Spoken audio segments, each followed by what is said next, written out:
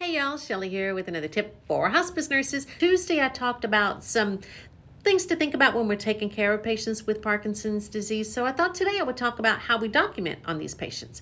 So first of all, if the patient has dementia, then you can pretty much follow the dementia guidelines for documentation. You can use the Alzheimer's and the dementia guidelines in one of my documentation books.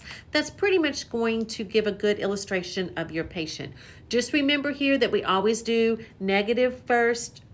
If you're doing any examples like for cognition, you're not going to say oriented times 1, you're going to say disoriented times 3. You're going to always use your pain ad scales or your FLAC scales because these patients are not able to give you a numeric pain score. So just keep that in mind, our same principles that we use when documenting on patients with dementia. Now, if your patient does not have dementia, you're going to focus on what they cannot do versus what they can do. So always what they can't do versus what they can. And then remember, when you start the sentence, you always do first word negative. So instead of ambulates with walker, unable to ambulate without the use of the walker. And what does it look like when they ambulate? Because if your patient is on hospice for Parkinson's disease, they have probably progressed to the point where very shuffling gait, they're not able to pick their feet up off the floor at all, very unsteady gait.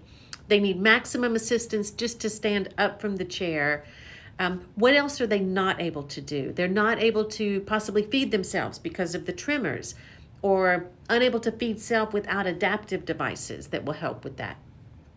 So what the focus on what they are unable to do versus what they are able to do. First word negative in all of your sentences, that sets in your mind to keep you in the negative frame of mind in your documenting and makes it easier. And it also paints that good picture for the person that's reading, that they get a good image, a good illustration of what this person looks like, so that we can support the eligibility so they can stay on hospice and we can continue to care for them.